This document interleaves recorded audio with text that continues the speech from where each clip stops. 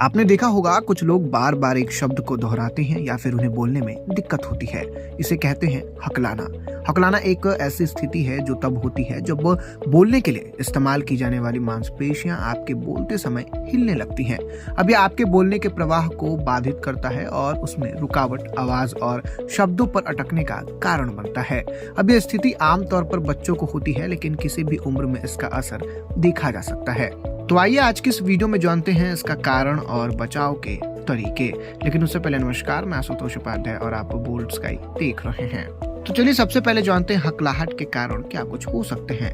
हकलाने के पीछे कई कारण हो सकते हैं, जिनमें शारीरिक, मानसिक और सामाजिक पहलू शामिल होते हैं। वही आपको बता दें कि ब्रेन फंक्शनिंग हकलाने का एक कारण हो सकता है। हेल्थ एक्सपर्ट्स बताते हैं कि मस्तिष्क के वाणी केंद्र में गड़बड़ी होने से, नर्व सिस्टम का विकास धीमा होने से और आनुवांशिकता के कारण यह हो सकता है।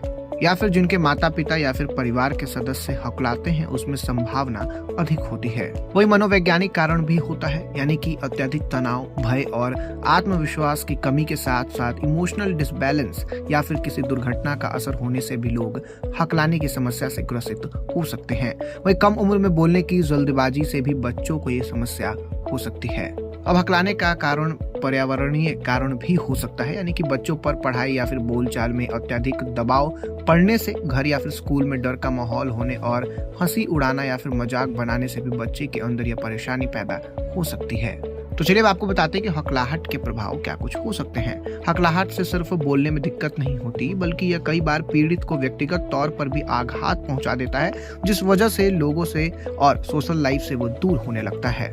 अब इस समस्या में इन लोगों में आत्मविश्वास की कमी होना, लोगों से बातचीत से बचना, नौकरी, पढ़ाई और रिश्ते बनाने से डरना और मानसिक तनाव, डिप्रेशन और इन्फेरियोरिटी कॉम्प्लेक्स भी हो सकता है। अब हकलाहट के प्रकार चलिए आपको बताते हैं। पहला, ध्वनि या फिर शब्दों को दोहराना। दूसरा, ध्वनि में खिंचाव आना। वहीं तीसरा, बोलने में रुकावट या फिर वाणी दोष, जिसमें व्यक्ति कुछ बोल नहीं पाता। तो चलिए जानते हैं कि आखिर इसका इलाज और समाधान क्या कुछ हो सकता है। हकलाहट का कोई अस्थायी इलाज नहीं है, लेकिन नियमित अभ्यास, चिकित्सा और समर्थन से इसे काफी हद तक कंट्रोल किया जा सकता है। सबसे पहला, स्पीच थेरेपी।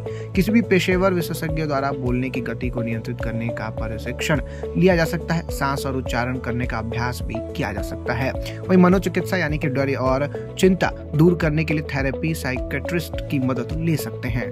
वे आत्मविश्वास बढ़ाने वाले अभ्यासों को भी करवाते हैं। वही होम रेमेडी की अगर बात कर ले तो शीशे के सामने बोलने का अभ्यास करें, ग्रुप एक्टिविटी में हिस्सा लें, पॉजिटिव सोच अपनाएं, धीरे धीरे बोलना सीखें, तनाव कम करने के उपायों को अपनाएं। तो दोस्तों, हकलाहट कोई अभिशाप नहीं बल्कि एक चुनौती है, जिसे समझदारी, अभ्यास और सही मार्गदर्शन से पार किया जा सकता है।